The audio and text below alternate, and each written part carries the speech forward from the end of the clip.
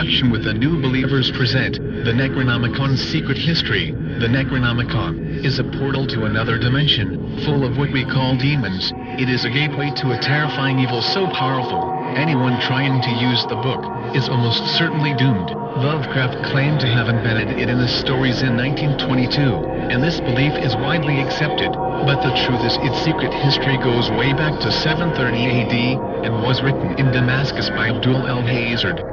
The word Necronomicon means the Book of the Customs of the Dead, or the Book of the Ezif, a word the Arabs used to refer to nocturnal insects, but it is also a reference to the howling of demons or jinn. Little is known about Abdul el-Hazard. What we do know about him is largely derived from the small amount of biographical information in the Necronomicon itself. He was born in Sana'a in the Yemen. We know that he traveled widely, from Alexandria to the Punjab. He is often referred to as the Mad Arab, after being driven crazy by the Necronomicon. No Arabic manuscript is known to exist anymore. A Latin translation was made in 1487 by Allah's Wormius. Not in the 17th century as Lovecraft maintains.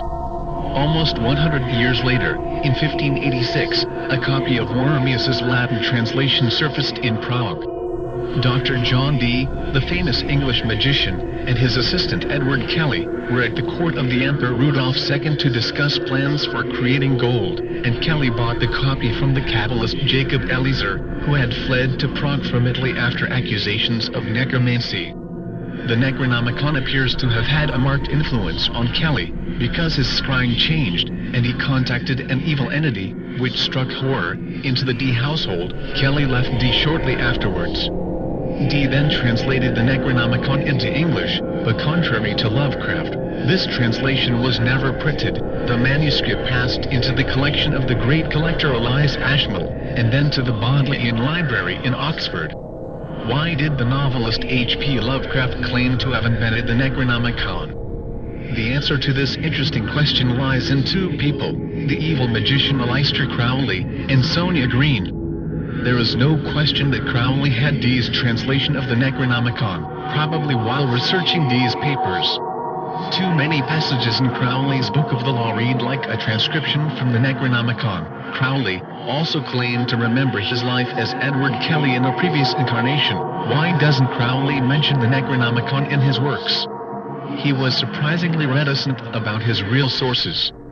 There is a strong suspicion that 777, which Crowley claimed to have written, was largely plagiarized from the Necronomicon. I suspect that the Necronomicon became an embarrassment to Crowley when he realized the extent to which he had unconsciously incorporated passages from it into the Book of the Law. In 1918 Crowley was in New York.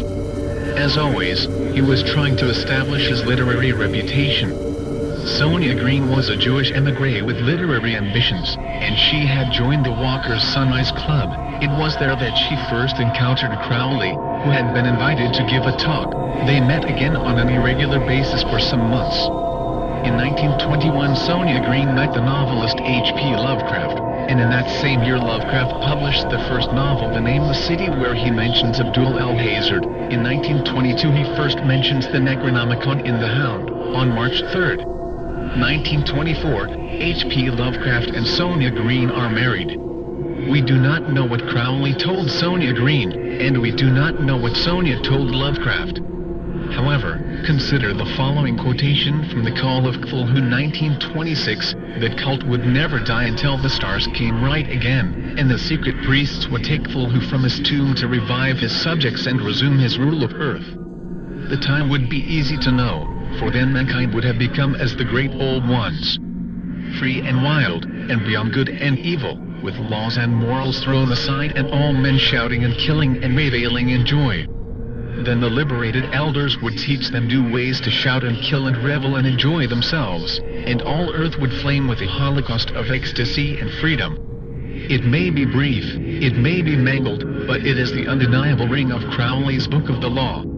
It is easy to imagine a situation where Sonia and Lovecraft are laughing and talking in a firelit room about a new story, and Sonia introduces some ideas based on what Crowley had told her. She wouldn't even have to mention Crowley, just enough of the ideas to spark Lovecraft's imagination. There is no evidence that Lovecraft ever saw the Necronomicon, or even knew that the book existed. His Necronomicon is remarkably close to the spirit of the original, but the details are pure invention, as one would